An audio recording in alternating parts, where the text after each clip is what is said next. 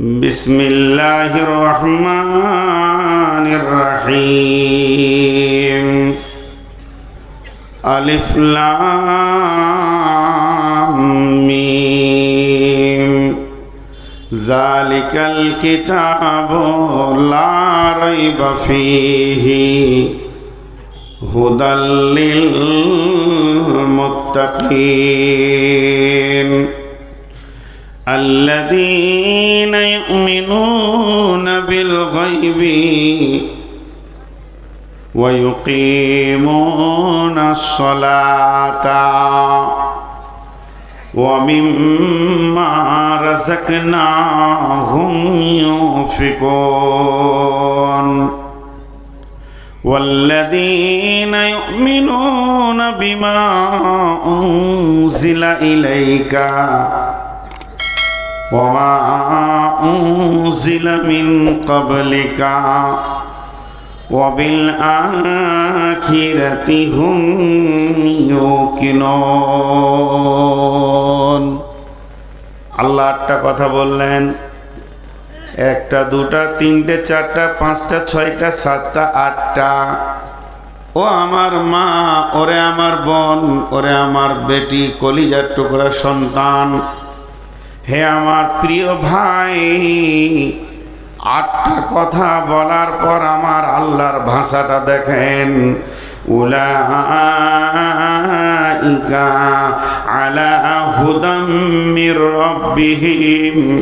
যে লোকগুলোর ভিতরে এই আটটা গুণ আছে, সেই লোকটা তার রবের হাই রোডে আছে, তার পদস্খলন হয়নি, রাস্তা ভুল হয়ে যায়নি, ওই লোকটা কামিয়াবির সার্টিফিকেটের রাস্তায় হাঁটছে। আমার রবের ভাষা ওয়া উলাইকা হুমুল মুফলিহুন, এরাই হবে কামিয়াব।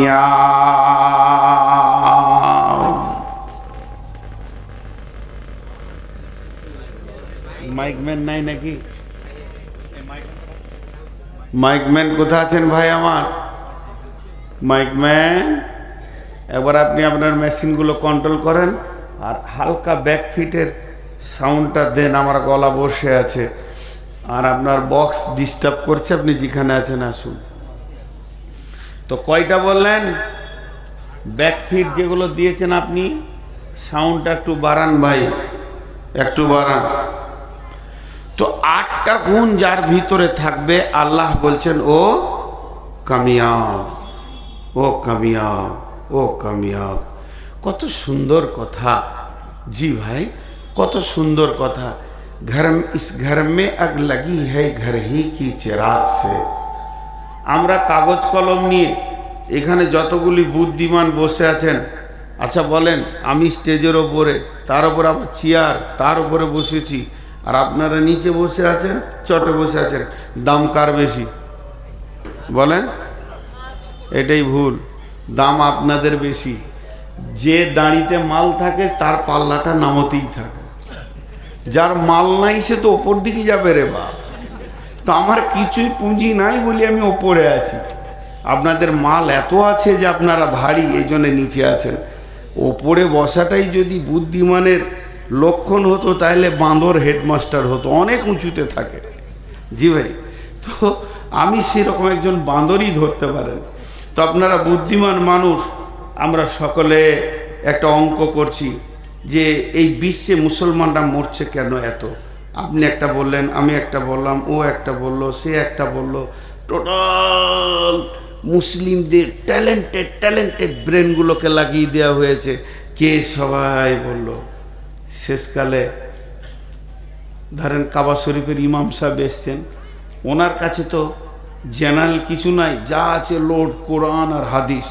এবার উনি কোরআন হাদিস থেকে বলছেন, কি বলছেন? হে মুসলমান, তুমি বলছো সমস্ত মন্ত্রী নারাজ, বজরং নারাজ, বিজেপি নারাজ, কৌশলে আপনার তৃণমূল মুসলমানদের মানে দুশ্মন, সিপিআইএম দুশ্মন, সব রাজনৈতিক দলকে তোমরা দোষ দিলে। এত দোষ দিও না, শর্টকাটে বলে দিই, যত মন্ত্রী আছে সবাই নারাজ হলে কিছু যায় আসে না।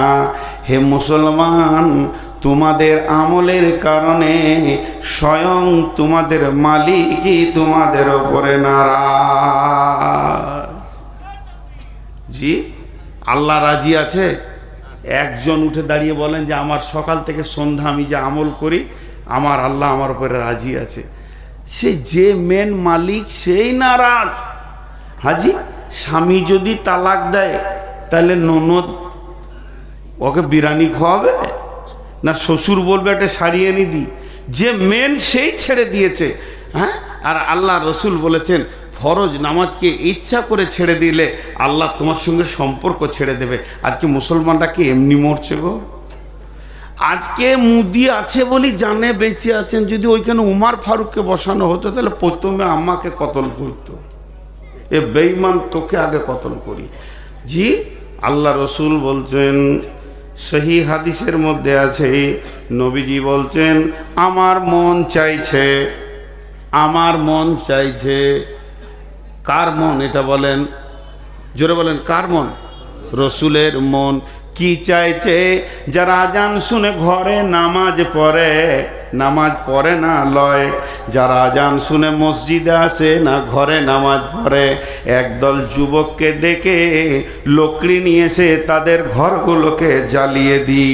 তাহলে আজকে যদি উমার থাকতো, এগুলো মুসলমান মুদিজা মেরেছে তার আরও 100 গুণ বেশি মারত। কারণ আমরা আল্লাহ থেকে সরে গেছি, আল্লাহর মদদ সরে গেছে। বাঘের বাচ্চা এখন বিড়ালে পরিণত হয়ে গেছে। এলোরে কাল ভাদ্রকাল, বকরিতে চাটে বাঘের গাল। জি, বাঘ ঘুমাইছে আর ইঁদুরে রাজত্ব চালাচ্ছে, এই অবস্থা হয়ে গেছে। যা কথাগুলো অন্যদিকে চলে যাচ্ছে, আমি যে কথা আপনাদের সামনে বলতে চাইছি সেটা হচ্ছে আমরা কামিয়াব কখন হব? যখন আমাদের ভিতরে 8টা গুণ থাকবে। কয়টা গুণ থাকবে? মাশাআল্লাহ। একটা গুরুত্বপূর্ণ জিনিস আপনাদেরকে বলি, কোরআনে আল্লাহ একবার কসম খেয়েছেন, কোরআনে আল্লাহ কোনো জায়গায় 2বার কসম খেয়েছেন, কোরআনে আল্লাহ কোনো জায়গায় 3বার কসম খেয়েছেন, 4বার কসম খেয়েছেন, 5বার কসম খেয়েছেন, কিন্তু এক জায়গায় 11বার কসম খেয়েছেন। হাজি ভাই, আল্লাহ যদি হুকুম করে, কথার কথা বোঝানোর জন্য বলছি, আল্লাহ যদি হুকুম করে যে এক্ষুনি তোরা ময়দান ছেড়ে উঠে বেরিয়ে যা, তো একবার বলাটাই যথেষ্ট না বারবার বলতে হবে? একবার বলাটাই যথেষ্ট। আল্লাহ খালি একবার বলবে এক্ষুনি ময়দান ছেড়ে তোরা বেরিয়ে যা, আমরা সকলে বাধ্য বেরিয়ে যেতে। কিন্তু আল্লাহ বলছে আমি কসম করে বলছি যা। গুরুত্ব একটু বাড়লো কি বাড়লো না? আল্লাহ আবার 11বার কসম খাচ্ছে, তাহলে ওইটার গুরুত্ব কত বেশি? আল্লাহ একবার বলল যত গুরুত্ব, আল্লাহ 11বার কসম খেলো অতটাই গুরুত্ব। কিন্তু কসম এতগুলো খেলো কেন? আমরা বদমাশের জন্যে, গুরুত্ব বোঝানোর জন্য আল্লাহ কসম খাচ্ছে। এরা বুঝবে না।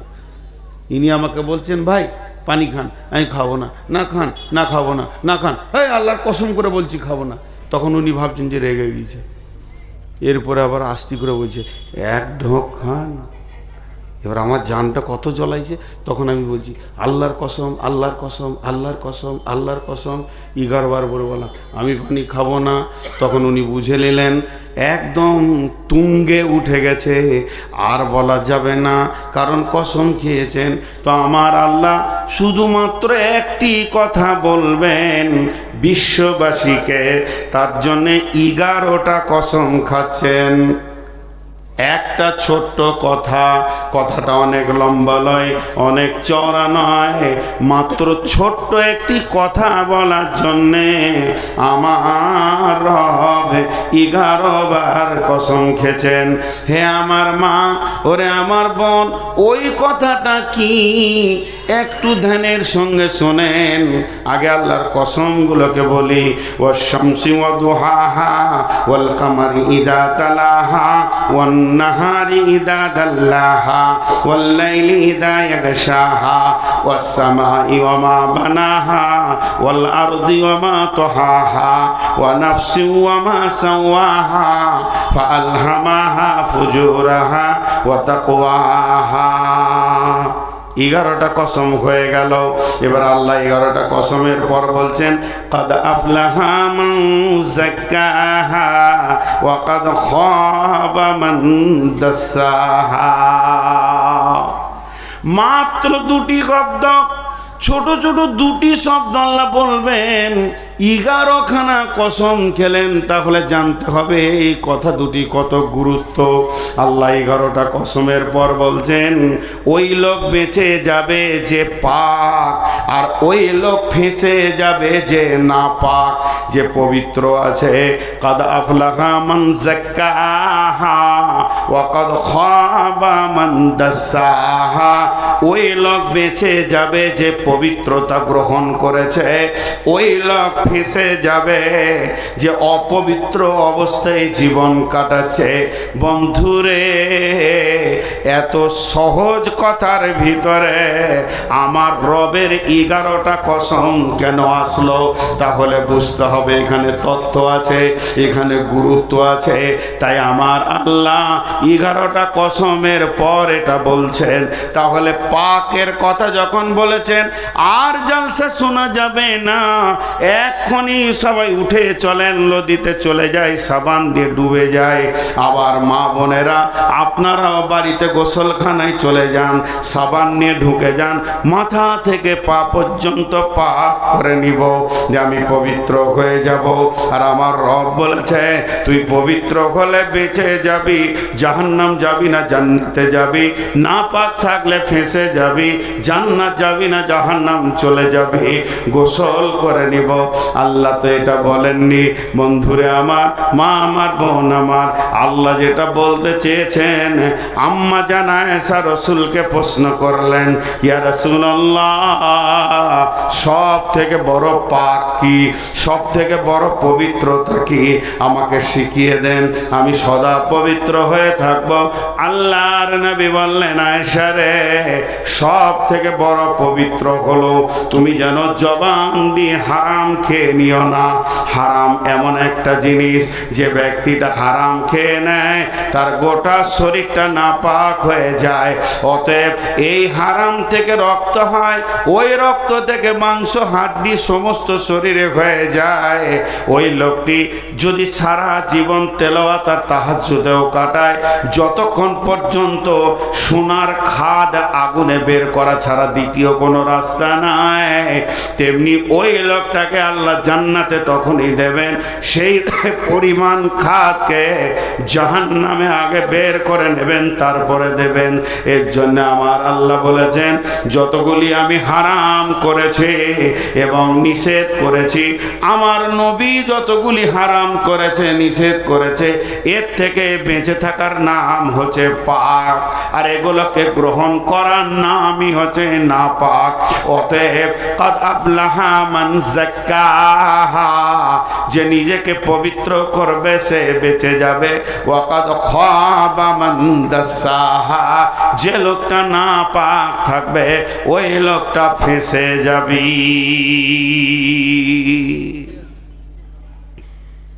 এটা শুধু উপমা দিলাম মাত্র, আসল কথা এবার এক দিয়ে শুরু করছি যে প্রকৃত বাঁচবে কে কিয়ামতের মাঠে। একটা হাদিস না বলে পারছি না, সময় সাপোর্ট করবে কিনা। 12:30টায় ছেড়ে দৌড়তেই হবে আমাকে, বাস না ধরলে কালকে বহু দূরে। জি, আমার সঙ্গে যোগাযোগ করছেন, ওনার নাম বানি ইসরাইল ভাই না? মাঝে একবার মনে হচ্ছিল যে বলি যে যাব না, আসছি কিষানগঞ্জ থেকে, আবার কালকেও কিষানগঞ্জে। কীরকম ডেটটা এখানে ফাঁকে পড়ে গিয়েছে, হুঁশি রাখতে পারি নাই। পাগলা মানুষ, বুদ্ধি কম তো, যে ঘটনাটা ঘটে গেছে। আশেপাশে জালসা থাকে, ধুলিয়ানে তো ভালো হয়। তো যাই হোক, আমি আপনাদের সামনে একটা ছোট্ট কথা তুলে ধরছি এবং খুব তথ্যবহুল কথা বলে দিচ্ছি ভাই। আল্লাহ রসুল বলেছেন, এটা সেই হাদিস, যে কিয়ামতের মাঠে যখন হিসাব চলবে, তো আল্লাহ যদি কাউকে বলে দেয় কেন, বাস ওকে জেনে নিতে হবে আমি জাহান্নাম চললাম। মানে পৃথিবীর মানুষ, আমি হয়তো আজকে জালসায় আসলাম না, বিরাট বিভ্রাট হয়ে গেল, কমিটি অপমান হলো, যা হলো। 10 দিন 15 দিন 1 মাস পর কমিটি আমাকে প্রশ্ন করলো যে আপনি আসলেন না কেন? পাক্কা মিথ্যা কথা বলছি যে আমার শ্বশুর মারা গিয়েছিল, জলজ্যান্ত লোকটা বেঁচে আছে, কিছু করার নেই। আরে বলা যায় কি না? পাক্কা। এটা তো আর আপনারা আলেমুল গায়েব নন যে জানেন। কিংবা বলে দিলাম যে হঠাৎ আমার ভাইয়েরা অ্যাক্সিডেন্ট করেছে, মেরে দিলাম, একদম কুটকুটি সব শেষ হয়ে গেল। কিন্তু আল্লাহ যেদিন বলবে তুমি এটা করলে কেন, ওইটা টপকাতে কেউ পারবে? বিশ্বনবী বলছেন কিয়ামতের মাঠে যখনই আল্লাহ বলে দেবে কেন উম্মত রে তুমি জেনে নাও জাহান্নাম অজীব হয়ে গেল, পৃথিবীর সমস্ত ব্রেনকে লাড্ডু বানিয়ে দেওয়া যাবে, কিন্তু আমার রবকে বানানোর চেষ্টা করিও না। অতএব হিসাবাই এসিরা কাকে বলা হয়? হিসাবাই এসিরা, আসান হিসাব বলা হয়। আল্লাহ কেন শব্দ ব্যবহার করবে না? তে সেই আল্লাহ বলছে বল তোরা কি কামিয়াবি নিতে চাস? কঠিন কিয়ামতের দিনে যদি তোরা কামিয়াবি নিতে চাস তাহলে তোদের ভিতরে 8টা গুণ থাকতে হবে। এবার আমি এক ধার থেকে তফসির শুরু করে দিছি, না জানি কত দূর যাবে। 4টাতেই যদি সময় শেষ হয়ে যায় তো কেটে পড়ো, আগামী বছরের জন্য আর 4টা রেখে দিব। বিসমিল্লাহির রহমানির রহিম। আলিফ লাম মিম। এটা হরফে মুকাত্তাআত। কোরআনে এরকম হরফ অনেক আছে, আছে না ভাই? আলিফ লাম মিম, আলিফ লাম র, সদ, কাফ, হা, ইয়া, আইন, সদ, কফ, ইয়া, সিন, এগুলোর নাম কি? হরফে মুকাত্তাআত। মুকাত্তাআত মানে বাংলায় বলি কাটা কাটা হরফ। এর কোনো তফসির নাই, তরজমাও নাই। এর সমস্ত তথ্য কে জানেন? আল্লাহ জানেন। এর জন্য আল্লাহ ক্লিয়ার করে দিয়েছেন ওমা উতিতুম মিনাল ইলমি ইল্লা কালিল। আপনারা খবরদার বলবেন না গোটা কোরআনটা আল্লাহর জ্ঞান। এর থেকেও আল্লাহর জ্ঞান বেশি, আমাদের যতটা প্রয়োজন অতটা দিয়েছে আর কি। আল্লাহ বলছে ইল্লা কালিল, তোদেরকে সামান্য দিয়েছি, লোড নিতে পারবি না, আমার কাছে আরও জ্ঞান আছে। আল্লাহর জ্ঞানের শেষ নাই। ওমা উতিতুম মিনাল ইলমি ইল্লা কালিল, সামান্য ন্যূনতম দিয়েছে। এতেই তো মানে সলিমুদ্দিন কলিমুদ্দিন আসমানে উড়ে চাঁদে চলে গেল, যে চাঁদে জোয়াটাকে মনে করছে বিরাট কিছু করে দিয়েছি। মাথা খারাপ, তুই তো চাঁদে যে সামান্য জায়গায় গেছিস।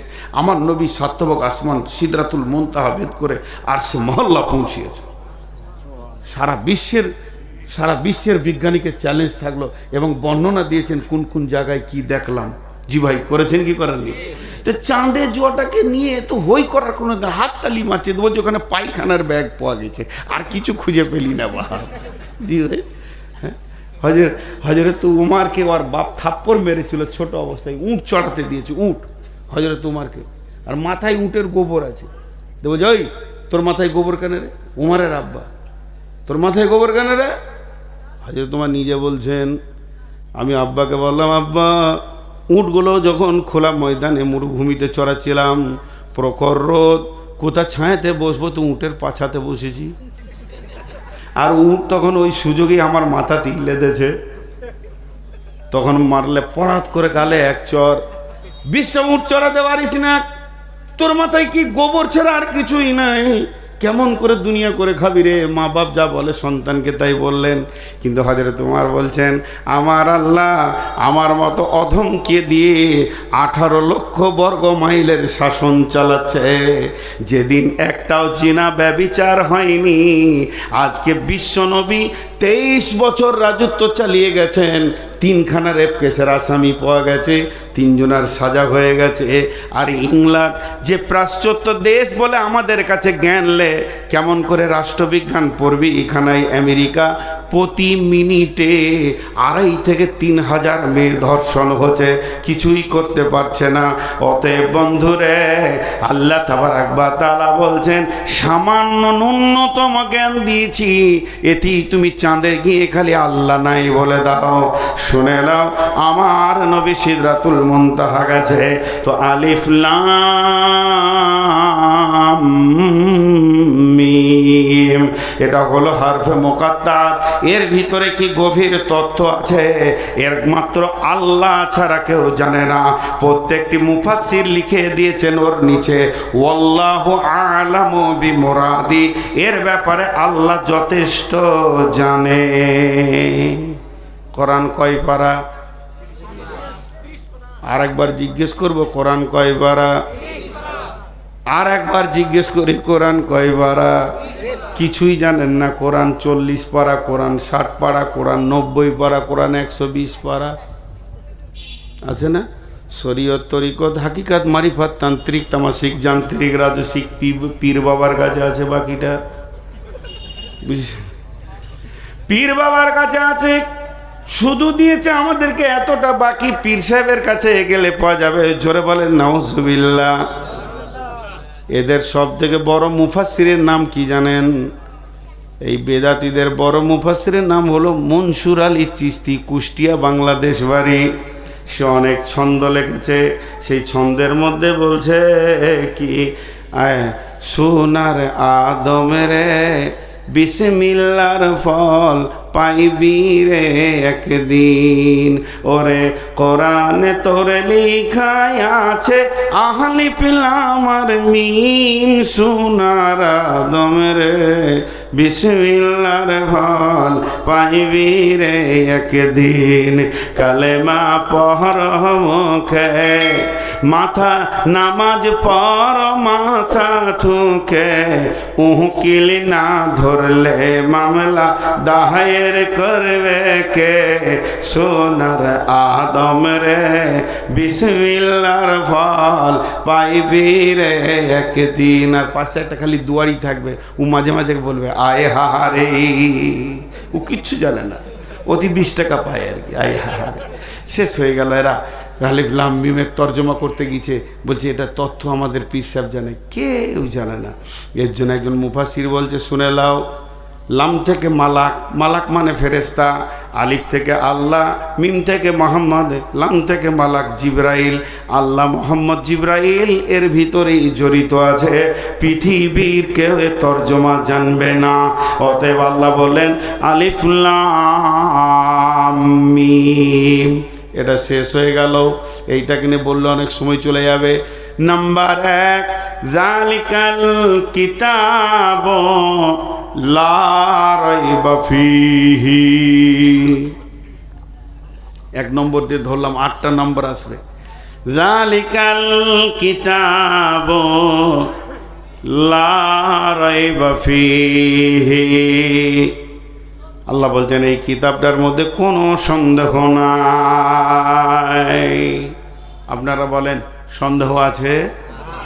একজনেরও সন্দেহ আছে? একটা অক্ষর সত্য মিথ্যা আছে? নাই।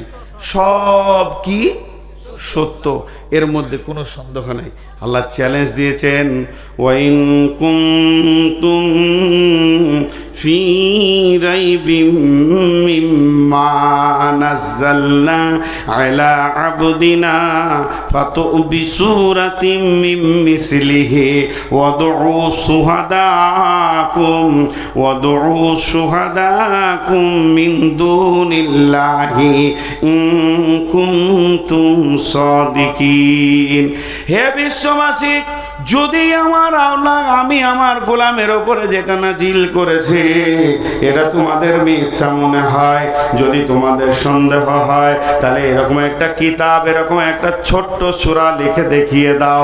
বিশ্বকে চ্যালেঞ্জ দিলাম, তুমি বসো, তোমার বন্ধু বান্ধবকে ডাকো, সমস্ত বিজ্ঞানীদেরকে ডাকো, যে কোরআনের সূরার মতো একটা সূরা লিখে দাও, শুধু আল্লাহকে বাদ দিয়ে, যদি তোমরা সত্যবাদী হও। আমার আল্লাহ পরের আয়াতে বলছে বলছেন ফাইল্লাম তাফআলু ওয়া লাম তাফআলু, কখনো পারোনি আর কখনো পারবে না, তোমাদেরকে চ্যালেঞ্জ দিলাম, পারবে না। অতএব কোরআনের ভিতরে এতটুকু সন্দেহ পোষণ করা যাবে না। যদি কিয়ামতের মাঠে আপনাকে আমাকে কামিয়াব হতে হয়, ডান হাতে যদি সার্টিফিকেট নিতে হয়, তাহলে 1 নম্বরে কোরআনের ভিতরে কোনো সন্দেহ করা যাবে না।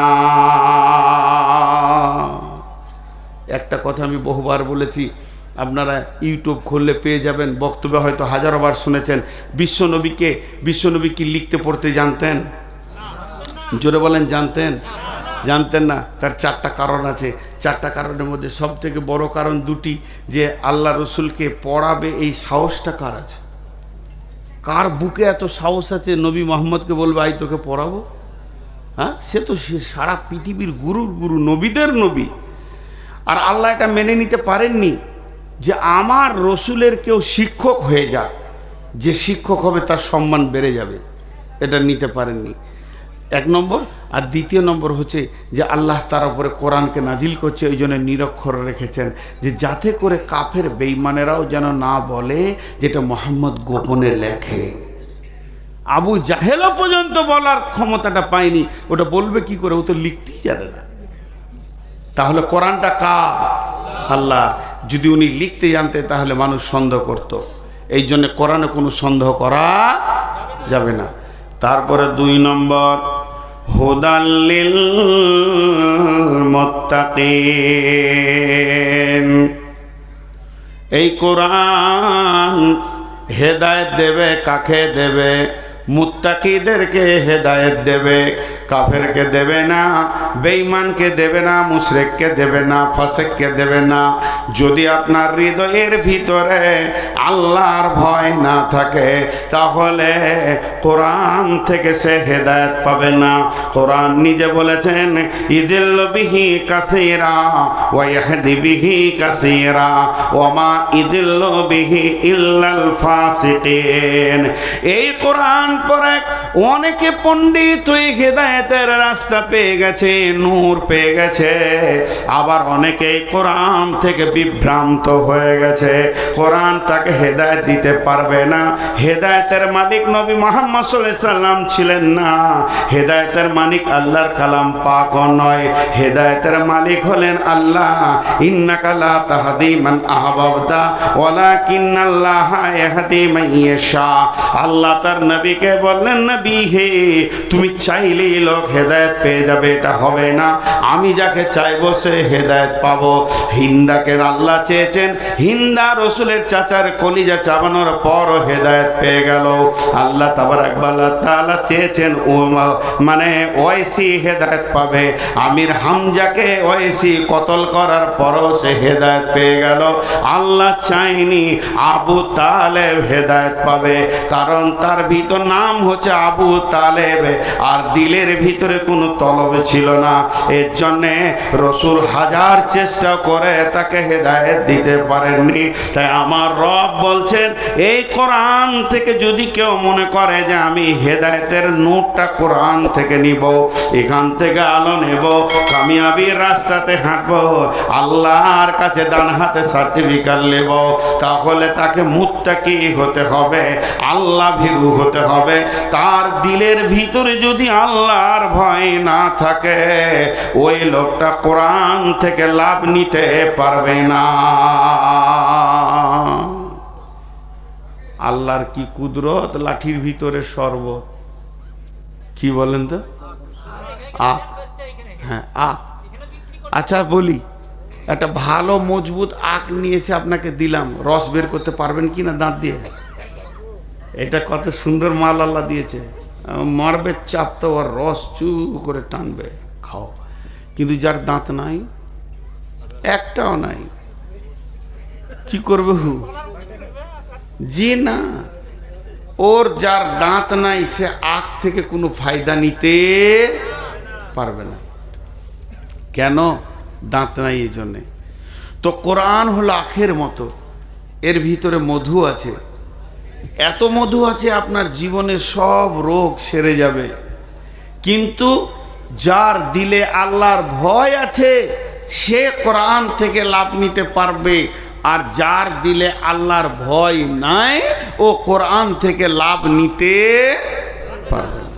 এটা আল্লাহ ক্লিয়ার বলে দিলেন যে তোমার আল্লাহর ভয় দিলে থাকতে হবে। ভীতু রাস্তা পাবে, আর ভীতু যে হবে না সে রাস্তা পাবে না। একটা হচ্ছে সাঁতারু আর একটা হচ্ছে ডুবুরি। একটা হচ্ছে সাঁতারু আর একটা হচ্ছে ডুবুরি। সাঁতারু 400 কিলোমিটার সাঁতার কাটবে কিন্তু একটা হিরে মণি মাণিক্য পাবে না, আর ডুবুরি 400 কিলোমিটার লাগবে না, কয়েক স্কোয়ার ফুট দিলে সমুদ্রের একদম নিচে গিয়ে হীরের টুকরো আনবে। কথা ঠিক না ভুল? তো সাহাবারা যে এটা হলো মহাসমুদ্র, এই সমুদ্রে সাহাবীরা ডুব মেরে হেদায়েতের নূরের আলো তুলে নিয়ে এসছে, কিন্তু গিরিশচন্দ্র সেন গোটা কোরআন নামে সমুদ্রে সাঁতার কেটেছে, একটাও হীরের টুকরো দেখতে পাইনি। কথাটা বুঝাতে পারলাম?